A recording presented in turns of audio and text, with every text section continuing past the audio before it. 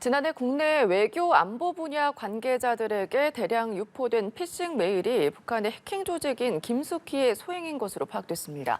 김숙희는 장관급 메일함을 몇 달간이나 들여다본 것으로 알려졌는데요. 그 의도는 무엇이고 또 북한의 해킹을 막을 방법은 무엇인지 윤민우 가천대 경찰안보학과 교수와 함께 짚어보겠습니다. 어서 오십시오. 네, 반갑습니다.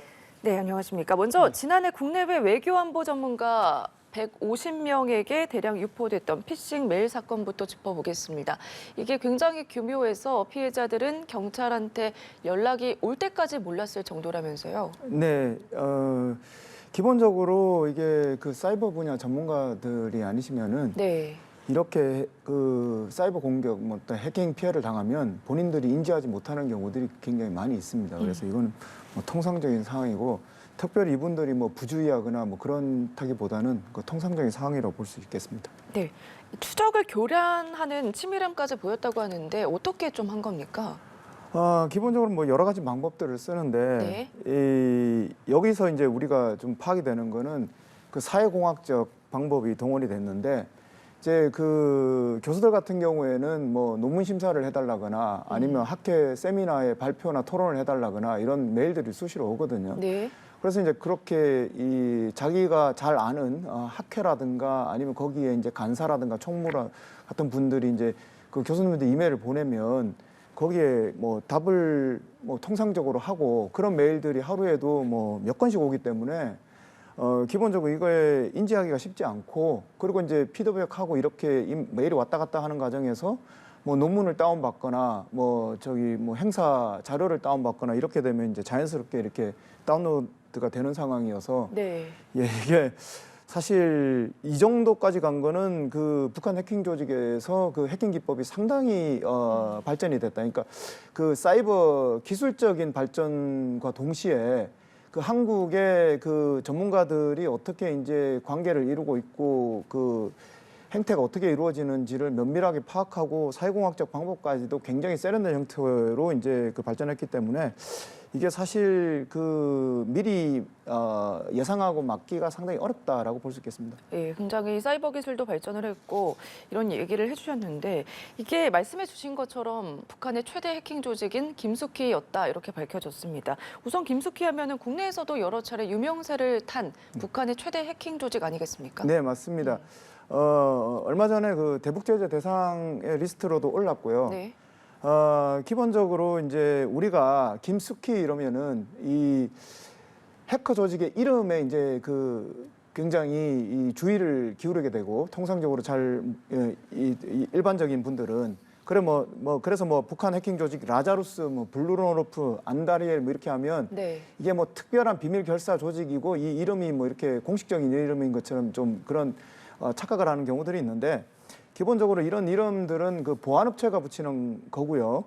그리고 이제 그 맨디언트라는 미국의 보안 회사가 이제 가장 대표적인데 이 경우에 이제 김숙희 같은 경우에는 탈륨이라고도 이 불리기도 하고 이게 동일 조직으로 추정이 되고요. 또 이제 APT 43이라고도 불리는데 보통 이제 APT가 붙는 거는 지능형 지속 공격이라고 이 조직의 이름이 따로 있는 게 아니고 네. 맨디언트와 같은 이제 그 보안 업체에서 이거를 식별용으로 이걸 그 코드 네임을 부여를 하는 겁니다. 그래서 이제 주로 경제적인 목적으로 하는 경우에는 핀이라는 게 붙고요.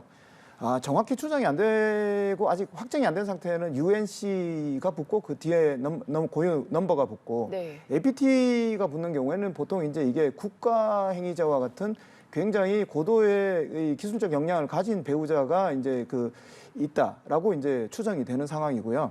그래서 이제 이 APT가 붙는 그 조직들이 이제 그 북한 조직도 있고, 네. 그다음에 이제 러시아 조직도 있고, 그다음에 중국 해커 조직들도 있습니다. 그래서 이제 APT 43은 김숙희와 동일한 조직으로 추정이 된다 이렇게 우리가 이해를 할 수가 있고요. 네. 이게 이제 기본적으로 제가 파악하기로는 이런 이제 김숙희 플러스 이제 뭐 블루노르프 안다리엘 뭐 등등 이제 이런 북한 해커 조직들이 기술정찰국에 속해 있고 이게 이제 그 상부기관인 정찰총국 산하의 조직들로 이제 이루어진 것으로 파악이 되는데 라자루스나 블루노르프 안다리엘 같은 이제 다른 조직들은 주로 이제 그 암호화폐 이제 절취와 같은 이제 이 금전적인 어떤 그 획득을 목적으로 절취에 주력하거나 아니면 이제 우리의 위성 기술, 무기 기술, 군사 기술, 뭐 과학 기술 같은 걸 절취하는데 조금 특화돼 있는 것 같고요.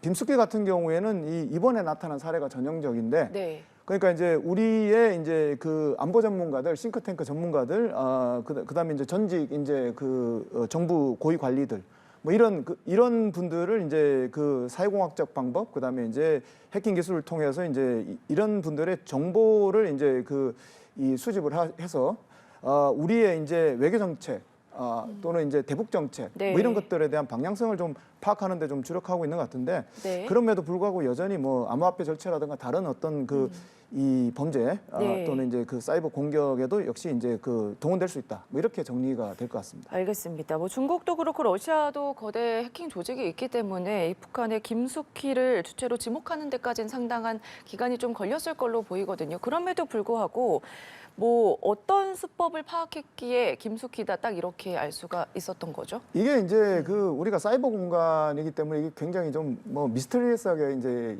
접근하는 경향이 있는데 이게 네. 오프라인하고 똑같습니다. 이제 사람이 살해가 됐다. 그럼 누가 죽였냐? 뭐 이렇게 이제 우리가 이제 추적을 해 들어가는 거죠. 이제 그래서 증거를 모으는데 범행의 수단, 그다음에 이제 범행의 과정, 네. 그다음에 이제 특정 피해자를 지목하는 어떤 피해자의 어떤 특성들, 그다음에 이제 그 범죄 공격에 사용된 전술들 이런 것들을 복합적으로 이렇게 프로파일을 하게 되면 이제 식별이 되는데 마찬가지입니다. 그래서 사이버 상에서도 TTP라고 해서 전술과 기술과 그다음에 이제 그 공격의 경로들, 프로세스들을 쭉 이제 오랫동안 살펴보면은 어느 정도 프로파일이 나오고 그렇게 돼서 이제 김숙희로 지목했다고 하는데 네. 그건 거의 정확하지 않나 싶은데 네. 여기서 이제 한 가지 우려가 되는 건 뭐냐면 미래로 갈수록 이제 AI가 여기에 이제 사이버 공격에 동원될 가능성이 굉장히 높아지기 때문에 이제 인간은 항상 습관의 지배를 받기 때문에 이런 네. TTP의 흔적들을 남깁니다. 근데 이제 인공지능이 동원이 돼서 이런 것들을 흔적을 랜덤으로 무작위로 이렇게 하는 방식으로 이렇게 동원이 되게 되면은 대응하는 쪽에서 이런 TTP를 식별하기가 굉장히 어려워지는 상황도 오기 때문에 나중에는 이제 사이버 공격과 방어가 네. 인공지능과 인공지능이 공격 방어를 하는 뭐 그런 식으로도 발전할 수도 있기 때문에 우리가 이제 좀 미래 발전 추이를 보고 선제적으로 대응할 필요가 있다고 생각이 듭니다. 네, 말씀해 주신 거에 대한 대책도 필요해 보이는데 우선 이번에 탈취된 정보 중에는 뭐 기밀 자료는 없지만 그래도 전직 고위 공무원 등이 피해를 입었다고 하거든요. 구체적으로 어떤 피해를 입었습니까?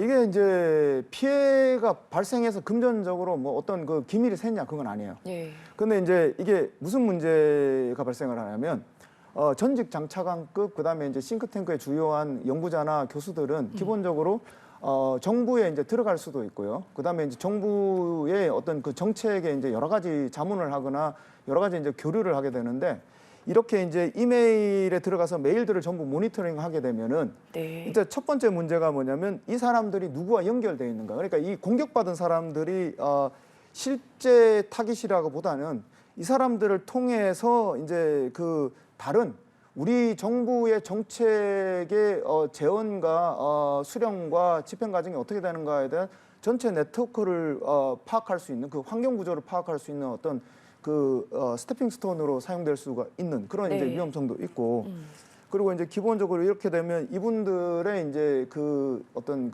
이 컴퓨터라든가 아니면 휴대폰이라든가 이런 것들이 이제 다 이제 보안이 취약해지게 되면은 다른 이제 사이버 공격의 어떤 플랫폼으로 또 활용될 수도 있기 때문에 이거는 이제 기밀 자료가 없다고 이제 우리가 넘어갈 상황이 아니라 이거는 이제 좀 문제를 심각하게 보고 들여다봐야 된다. 그리고 한 가지 더 덧붙이고 싶은 거는 네.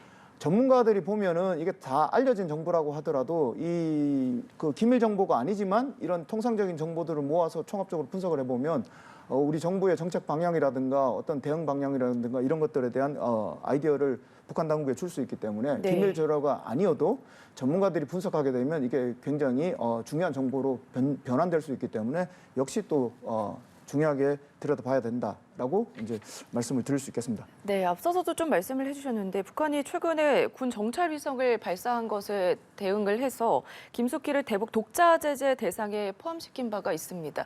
뭐 당시 정부는 뭐 무기 개발, 인공위성과 관련된 그런 첨단 기술을 북한의 위성 개발 등에 활용할 수도 있다 이런 분석도 내놨는데 이 가능성에 대해서는 좀 어떻게 보십니까? 가능하죠. 왜냐하면은 북한 같이 이제 그 금전적으로 제한적이고 기술적으로 역량이 딸리는 국가들이 네. 기본적으로 이제 핵 개발을 하고 핵무기를 이제 전력화하고 있는데 핵무기를 가동하기 위해서는 그 이 우주 군사 위성이 반드시 필요하거든요. 왜냐하면 이제 위성 없이 그 핵미사일을 운용한다는 거는 눈을 감고 주먹을 날리는 것 같은 그런 이제 그 상황이에요. 그래서 이제 그런데 이제 기술이 제한적이기 때문에 이게 통상적인 방법으로 경제 제재를 받고 있는 상황에서 해외로부터 기술을 이전받을 리는 만무하고 네. 그래서 이런 기술들을 이제 우리 정부와 기업과 그 학계를 상대로 기술을 절취하려는 게 이제 북한의 합리적인 선택이 아닌가 이렇게 생각되었습니다. 네. 또 경찰에 따르면 김숙희가 사용한 국내의 서버에서 가상자산 지갑 주소 2개가 발견됐다고 하거든요. 이게 의미하는 건 어떤 거고 북한의 가상화폐 탈취 수준은 어디까지 와 있다고 보십니까? 일단 북한의 가상화폐 탈취 수준을 얘기를 하면 예. 이건 이 굉장한 수준으로 와 있다. 그래서 이제 여기 이 가상화폐 에서 이제 2,500만 달러 정도 해킹했을 가능성을 또 얘기를 하고 있는데 제가 자료를 하나 가져왔는데 네. 2021년 한 해에만 북한 해커들이 암호화폐 플랫폼에 대해 최소 7번 공격하여 약 4억 달러 가치의 디지털 자산을 훔쳤다라고 이제 보고가 되고 있습니다. 네. 그래서 이건 상당한 규모고요.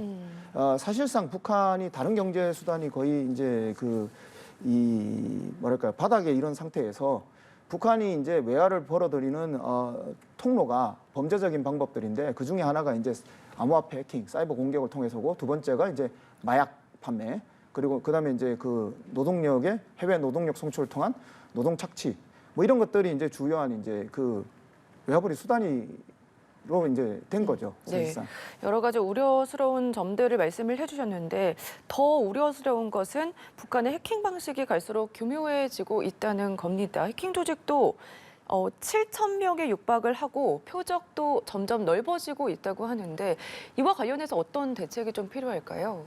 이거 굉장히 사실상 이렇게 되면 이제 굉장히 어렵게 되는데, 네. 그러니까 기존에 우리가 취했던 그 사이버 방어 방식을 이제 바꿀 때가 왔다.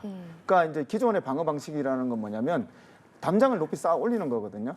그래서 이제 그 주요 핵심 시설, 그다음에 이제 주요 핵심 인물들에 대한 어떤 네. 보안을 강화를 하고 이 상대방이 이제 사이버 공격 기술 역량을 이제 축적을 해보면 거기에 이제 대응해서 이제 보안 기술을 업그레이드해서 이제 디펜스를 높이는 방향이었는데 사실상 이런 방식이 더 이상 작동하기 어렵다. 네. 왜냐하면 이제 우리의 이제 첨단 전투기나 첨단 군사 위성 뭐 또는 그 민간 위성 이런 것들이 있는데 사실 이제 그 핵심 기관들 뭐 ADD나 뭐 이런 이제 핵심 기관들이 있겠죠. 카이라든가.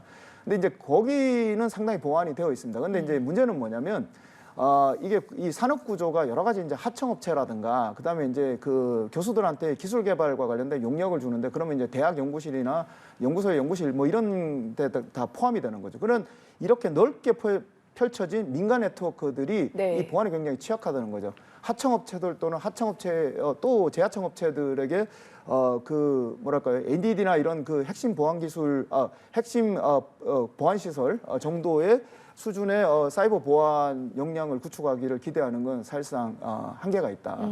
그래서 이제 그래서 이제 북한도 이 일을 알고 표적을 이제 직접 표적을 공격하기보다는 네. 우회적인 방식으로 이제 그 접근을 하고 있다라고 생각이 되고요. 이래서 이제 그 토탈 어프로치가 이제 우리가 할 필요가 있지 않나라는 생각이 듭니다. 알겠습니다. 앞으로도 이 북한의 해킹 시도는 말씀해 주신 것처럼 계속 시도가 될 것으로 보이고 민간 업체들 보안이 취약하다 이런 말씀을 해주셨잖아요.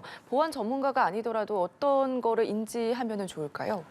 뭐 그 보도에 따르면은 북한이 사용하는 뭐 이 랭귀지의 특성, 그래서 이제 두원 법칙을 미적용한다든가 뭐 일단 의심되는 메일을 안 여는 게 최선이다 그러는데 네. 이게 사실상 뭐 말이 안 되는 건 아니지만 사실상 어렵다. 왜냐하면 우리가 통상적으로 사는데 이게 이 뇌에서 이거를 파악하기 쉽지 않거든요. 인지하기가. 네. 그냥 일단 메일이 오면은 누구라도 실수할 개연성이 있는데 여기서 최선의 방법은 뭐냐면 군함에 적용되는 그런 방식들을 여기도 좀 적용할 필요가 있지 않을까. 그러니까 이제 군함이 이제 이 물이 들어왔을 때 이 침수가 나타났을 때 격실 형태를 구축을 해가지고 한 방이 침수가 되더라도 문을 닫으면 다른 방은 뚫리지 않는 이런 방식으로 되어 있는데 개인들이 기본적으로 할 수 있는 게 뭐냐면 네. 여러 가지 이제 은행 사이트라든가 이메일 그 SNS 사이트라든가 계정 같은 것들이 있죠. 이걸 그 아이디와 패스워드를 다 다르게 해가지고 하나가 뚫리더라도 네. 다른 쪽은 그 프로텍트를 할 수 있는 뭐 이런 식의 좀 그 생활 습관에서 이런 본인의 어떤 그 보안